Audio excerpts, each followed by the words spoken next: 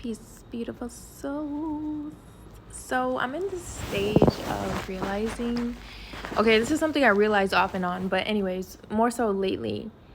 I am not as present as I think I am. Even if I'm like intentionally not being on my phone, intentionally like being present, I still be like in my head, even if I'm not trying to be. And I've realized, like, I've been talking to myself, talking to my body lately, and like trying to figure out like why, like I don't want to have to intentionally be present. I want to just be present. Also giving myself grace and patience because it's for a reason. A lot of time in my life, for a long time, especially when I was younger, it wasn't safe necessarily for me to be completely present. Like, my life was chaotic growing up, and even when I grew wiser in age, like going to the army, in school, people were mean, people were toxic. There was a lot of arguing, a lot of fighting.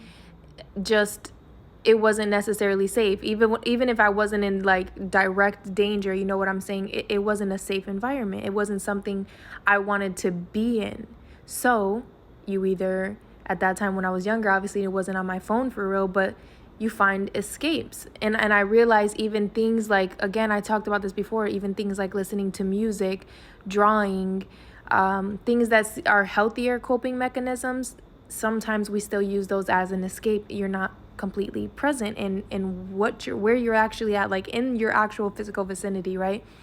And so again, trying to give myself grace with that, because there's a reason for it. I'm not trying to escape in my head intentionally, and it's not for no reason. But again, that's a part of the deprogramming and rewiring my brain. And even I have trouble like resting at night, and I've been trying to like connect to my body more, connect again to just my physical presence. But it gets so frustrating for me sometimes, because again, I'm like, I don't want to have to intentionally do this. I don't want to have to think and talk myself into it.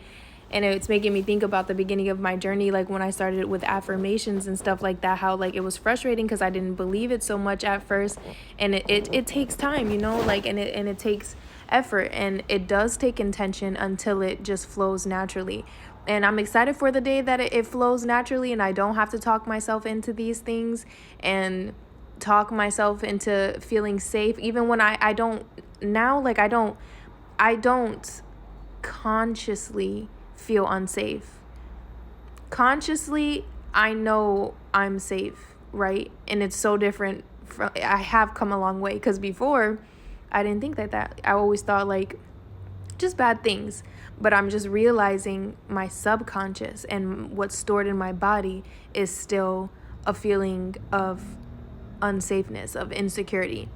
And yeah, I'm excited to let that go so I can fully be present without having to try to be present, you know what I'm saying?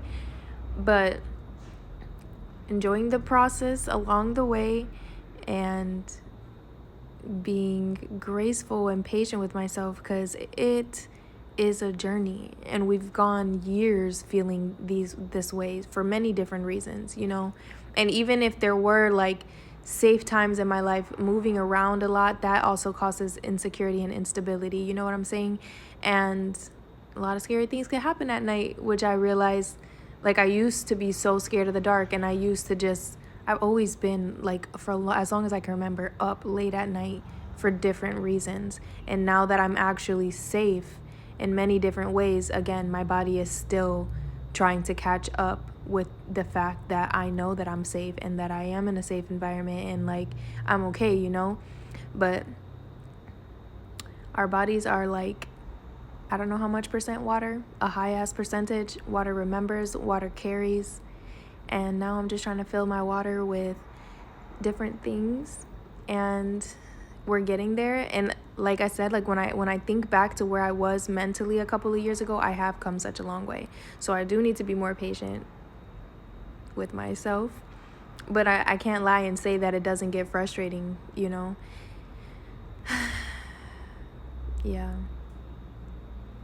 that's it. So if you're getting frustrated or you're dealing with this, just give yourself a little more patience, a little more grace, and acknowledge how far you've actually come. And it takes effort, it takes time. I know I posted saying that healing doesn't only take time, which is true, but it also takes time and effort. It's a what is it, team effort, if that makes sense. I know y'all get what I'm trying to say. Like, time doesn't heal all. It takes the work, but also the work takes time. And then also acknowledging that time is not linear, you know. But and there's levels. Oh my gosh, there's so many levels to this healing. But I trust in your journey. I trust in my journey. We're doing great. I have banana all over my face still. I know that's beside the point. If you don't be wiping your face with banana, you totally should. Anyways, beside the point. Okay, I love you. I love you. Keep going.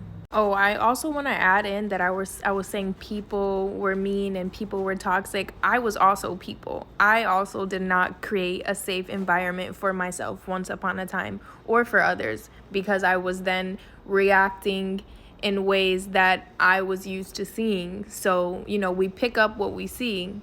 We're, especially young Ren, how we always say, like, monkey see, monkey do. We do that even as we get older, as we get wiser in age. So there was a long period of my life, especially in like romantic relationships, I did not create a safe environment for myself, for the other person, whether that be physically, mentally, emotionally, spiritually, all of the above. So this is not at all like a blame game or a like what happened to me type of thing. This is just the reality of it.